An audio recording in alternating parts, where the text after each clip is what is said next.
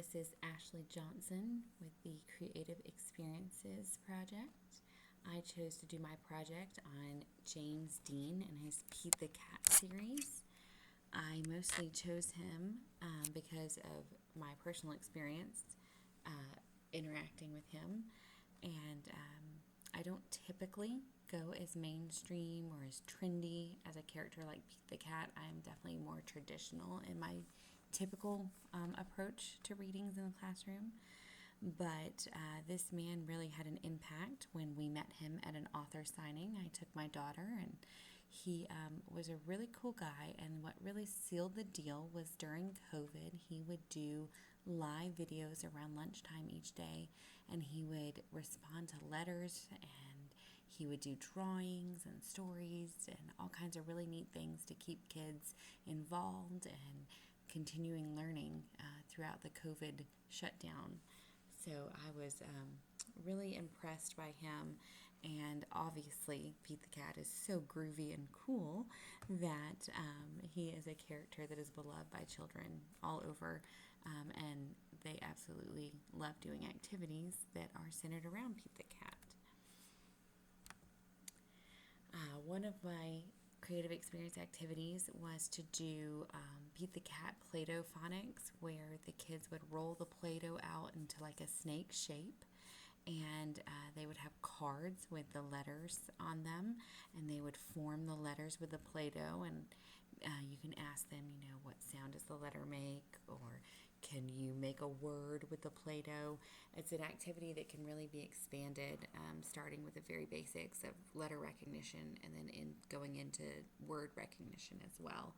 So that is something that I thought the kids would really enjoy, and it gets those fine motor skills going and really works multiple areas and keeps them engaged in the activity because it's Play-Doh, and Play-Doh is always fun. Another activity that I think is a really cool, fun activity is to do the button number matching, where you have the number cards and the kids have the manipulatives of actual buttons where they're placing however many buttons coordinate to the number on the card. And this could be done as an activity as a group where the kids are, each child has a number card and they swap it out, or you could even do it small group, or there's a lot of different approaches you could take with this activity. And I think, having the teacher walk around and help, and the para could also assist, and you are able to do number recognition, counting, and again, using fine motor skills to manipulate with those buttons. I love activities that you have a broad spectrum that are going to enhance a lot of skills, and this is one of those activities.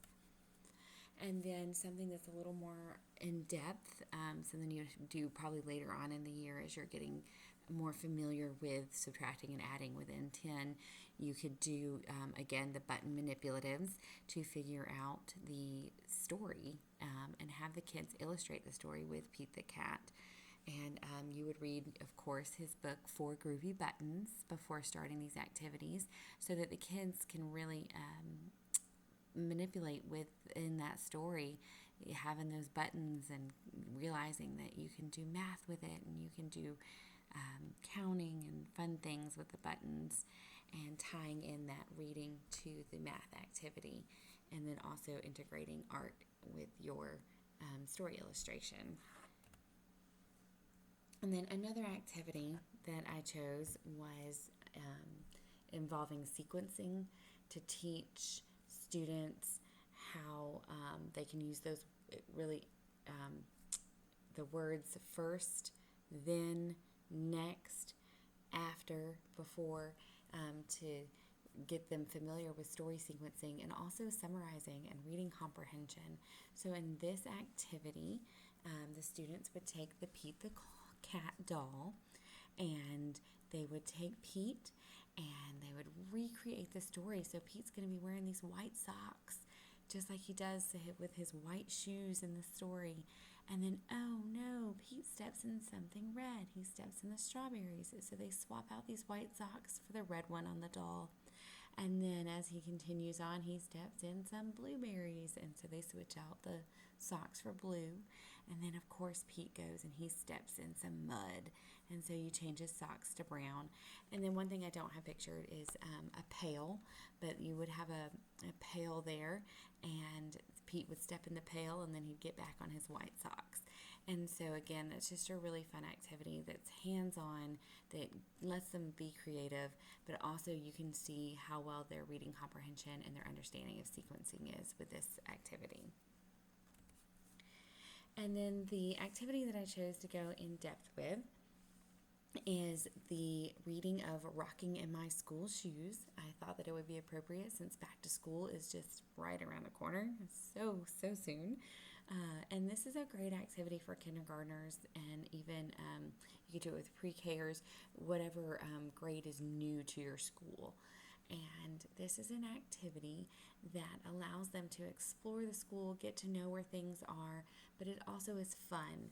And so you read the book Rocking in My School Shoes, and when you finish that book, you have this clue: Dear girls and boys, I am so glad you read my book. It can be scary to go someplace new for the first time.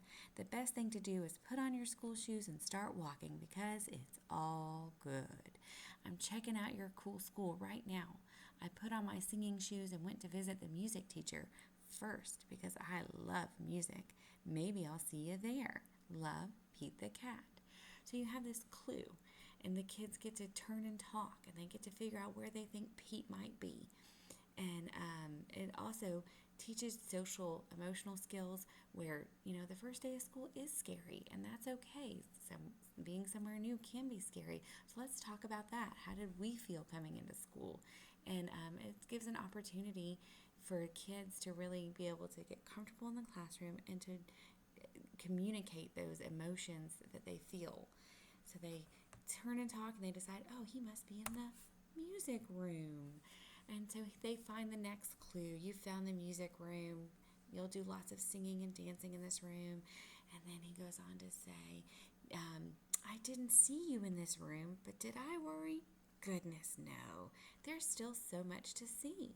I put on my eating shoes and went to visit the lunchroom. Maybe I'll see you there. So then you take your class from the music room to the lunchroom, so they're really getting to know the school, they're getting to know where things are, and know places where they're going to be visiting. And so you go into the lunchroom, and there in the lunchroom, you find the next clue. And this is a great opportunity to not only know where things are, but you can start teaching expectations here. So when we come in the lunchroom, we sit quietly, we go through the line, and we punch in our number. It's an awesome way to set kids up for success, to go ahead and have them know the expectations that they're going to be having in each of these rooms. And you can even introduce, if they're there and available, the teachers for music, art, library. You can introduce these people that they're going to be meeting. And it says, great job, you found the lunchroom. They make super yummy food here. Remember your manners, right? So you're implementing not only knowledge of the school, but expectations again. And he didn't worry. He put on his walking shoes, and he went to look at the gym. So here we are. We found the gym. Wow, you found the gym. You are fast. The gym is going to be super fun. The teacher said you weren't here either. But did I worry? Goodness, no. I went to find the office and the nurse. It's good to know where to go when you need a Band-Aid. Maybe I'll see you there. So then Pete goes to the office, and the class goes to look for him there. And he's not in the office, but here we get to introduce the principal, the secretary, the nurse, all those key people for the school. And Pete's still not worried. He puts on his painting shoes, and he goes and finds the art room. So Pete finds the art room, and he's not there when we get there, but we're going to go to the library, and we're going to talk about how we're super quiet in the library, and we're going to tiptoe to the library. Keep things interesting, mix it up. Go from walking to tiptoeing. And now we're in the library. Pete didn't see us here, but he's not worried. And did you know that they have a room full of computers? Wow, let's put on our typing shoes and go find them. So here we are in the computer lab, and The computer lab was awesome. You are some lucky kids.